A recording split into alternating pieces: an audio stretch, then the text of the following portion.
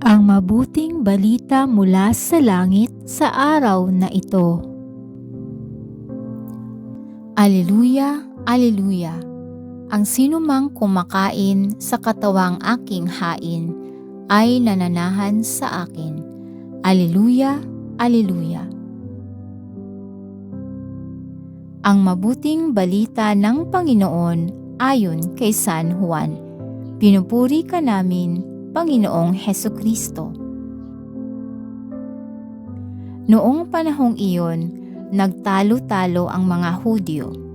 Paanong maibibigay sa atin ng taong ito ang kanyang laman upang kanin natin? Tanong nila. Kaya't sinabi ni Jesus, tandaan ninyo, malibang kanin ninyo ang laman ng anak ng tao at inumin ang kanyang dugo, hindi kayo magkakaroon ng buhay. Ang kumakain ng aking laman at umiinom ng aking dugo ay may buhay na walang hanggan, at muli ko siyang bubuhayin sa huling araw.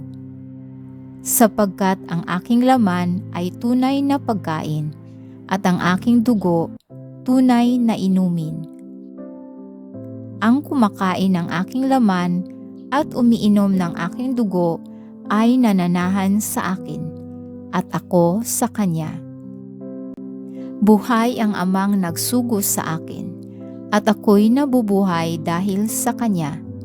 Gayon din naman, ang sinumang kumain sa akin ay mabubuhay dahil sa akin. Ito ang pagkaing bumaba mula sa langit.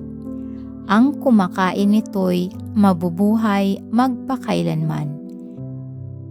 Hindi ito katulad ng kinain ng inyong mga magulang sa ilang. Namatay sila bagamat kumain niyon.